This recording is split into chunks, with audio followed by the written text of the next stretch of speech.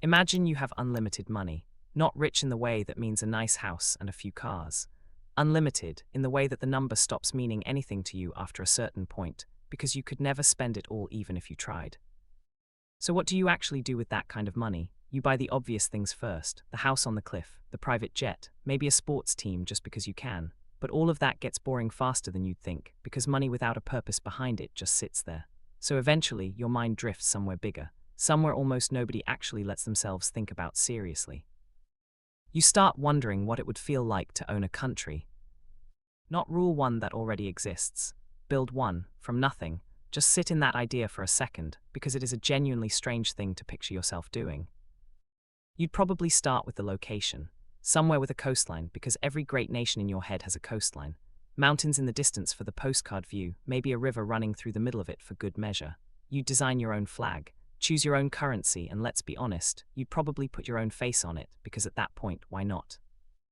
Then comes the fun part. The people. You don't just let anyone in, you're curating this. The best engineers in the world, a handful of incredible chefs, a few musicians, because no country feels complete without good music drifting out of cafe windows in the evening.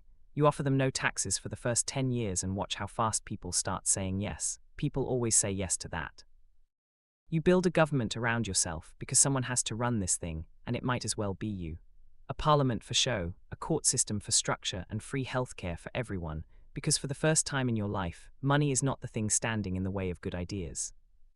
3 months in, you have a national anthem playing on the radio.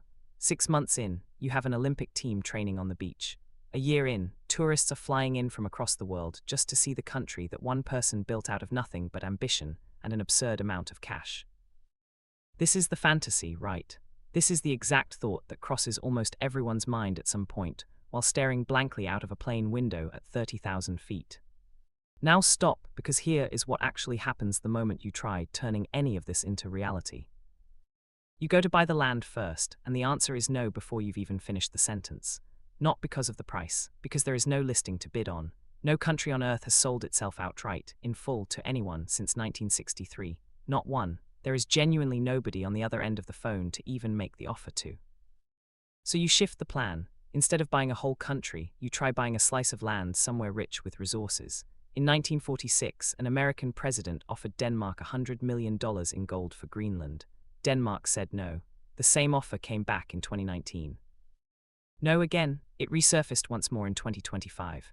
Still no, because the people sitting on all that uranium, gold, and untapped oil already know precisely what it's worth, and your money simply does not change the math on their side of the table. So you go around the entire system. You sail out to an empty, unclaimed island somewhere in international waters. You plant your flag in the sand. You declare independence right there on the spot. And nobody on the planet has to care. Not one country is required to acknowledge that your nation exists. People have actually tried exactly this. They have their own flag, their own passport, even their own printed currency sitting in a drawer somewhere. To every recognized government on Earth, none of it is real. You are simply a person standing on a rock, talking to yourself, no matter how confident you sound while doing it. You try bringing in your hand-picked population anyway. Immigration law disagrees with your plan. You try to mint your shiny new currency. No central bank on Earth will touch it. You try applying to join the United Nations, and you're told you need recognition from existing countries first, and they are not exactly lining up to hand that out to whoever shows up holding a flag and a dream. Your free healthcare system, gone before it started. Your national anthem, playing to nobody. Your Olympic team, training for a competition they will never officially enter. None of it gets to exist, because none of it was ever allowed to exist without a permission you were never actually going to receive. So here's the real question worth sitting with. Do you still want to own a country? Or did you only ever want what every functioning country secretly already is underneath all the flags and anthems? A few good people, a fair shot, somewhere that actually feels like it belongs to you. Because that part, strangely enough, never required unlimited money in the first place. That part you might already have.